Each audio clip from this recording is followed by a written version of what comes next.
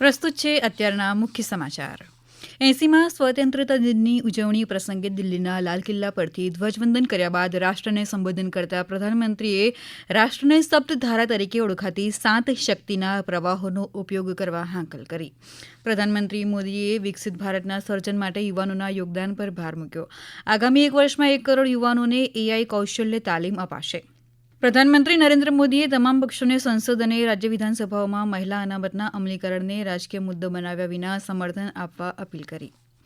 રાષ્ટ્રપતિ, ઉપરાષ્ટ્રપતિ, ગૃહમંત્રી અમિત શાહ અને સંરક્ષણ મંત્રી રાજનાથસિંહે રાષ્ટ્રને સ્વતંત્રતા દિવસની શુભેચ્છા પાઠવી છે. મુખ્યમંત્રી ભૂપેન્દ્ર પટેલે 80માં સ્વતંત્રતા પર્વે અમરેલીમાં ધ્વજવંદન કર્યું. હેલિકોપ્ટરથી પુષ્પવર્ષા કરાઈ. નાયબ મુખ્યમંત્રી હર્ષસંઘવીએ વડોદરા ખાતે ધ્વજવંદન કર્યું. પંજાબમાં સ્વતંત્રતા દિવસની ઉજવણી ખૂબ જ ઉત્સાહથી કરવામાં આવી.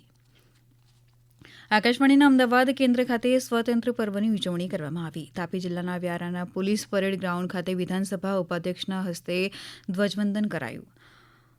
વલસાડ જિલ્લાના નાના પોંઢામાં આદિજાતિ મંત્રી નરેશ પટેલના હસ્તે ધ્વજવંદન કરાયું. અરવલ્લી જિલ્લાના ધનસુરા ખાતે 80માં સ્વતંત્રતા પર્વની કેબિનેટ મંત્રી રમણ સોલંકીની અધ્યક્ષતામાં ધ્વજવંદન કાર્યક્રમ યોજાયો.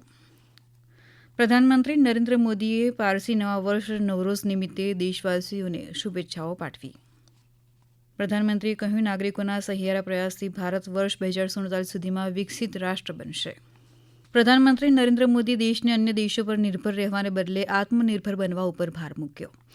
એનએચઆરસી ભારતે હરિયાણાના ફરીદાબાદમાં જિલ્લામાં આવેલી એક ફેક્ટરીમાં મેનહોલની સફાઈ વખતે ઝેરી ગેસ શ્વાસમાં લેવાથી એક વ્યક્તિના મોત અને અન્ય એક વ્યક્તિના ઇજાગ્રસ્ત થવાના અહેવાલની સુઓ મોટો સંજ્ઞાન લીધી. નશાકારક પદાર્થો સામે ઝીરો ટોલરન્સની નીતિમાં નવો માઇલસ્ટોન સ્થાપિત કરીને એનસીબીએ ફરાર ડ્રગ કિંગપિન વિરેન્દ્રસિંહ બસોયાને યુએઈમાંથી ભારત પરત લાવવામાં સફળતા મેળવી. ભારતીય પુરુષ ક્રિકેટ ટીમે 80માં સ્વતંત્રતા દિવસે શ્રીલંકા સામેની ટેસ્ટ મેચ પહેલા ગાલેમાં તિરંગો લહેરાવ્યો. લંચ સમયે ભારતે 1 વિકેટે 96 રન કર્યા.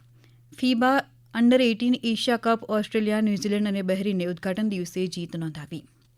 મુખ્ય સમાચાર પૂરા થયા. હવે પછી આ બપોરે 1:20 રાષ્ટ્રીય સમાચાર સાંભળી શકશો.